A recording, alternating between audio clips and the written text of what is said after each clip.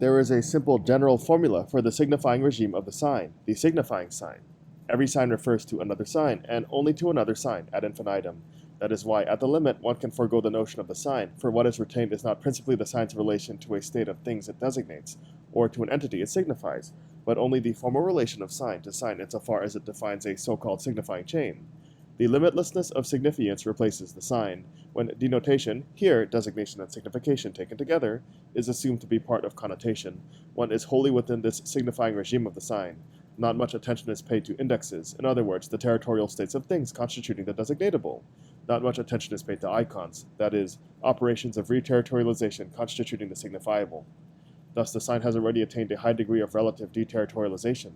It is thought of as a symbol and a constant movement of referral from sign to sign.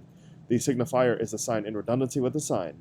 All signs are signs of signs. The question is not what a given sign signifies, but to which other signs it refers, or which signs add themselves to it to form a network without beginning or end that projects its shadow onto an amorphous atmospheric continuum.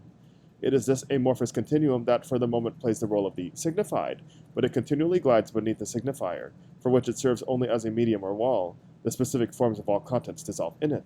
The atmospherization or mundanization of contents. Contents are abstracted. This is the situation Levi-Strauss describes.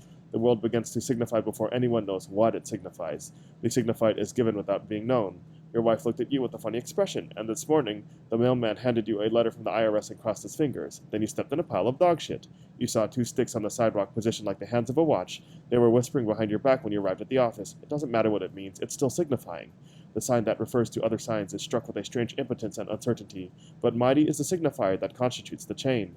The paranoiac shares this impotence of the deterritorialized sign assailing him from every direction in the gliding atmosphere, but that only gives him better access to the superpower of the signifier, through the royal feeling of wrath, as master of the network spreading through the atmosphere, the paranoid despotic regime. They are attacking me and making me suffer, but I can guess what they're up to. I'm one step ahead of them. I've always known. I have the power even in my impotence. I'll get them.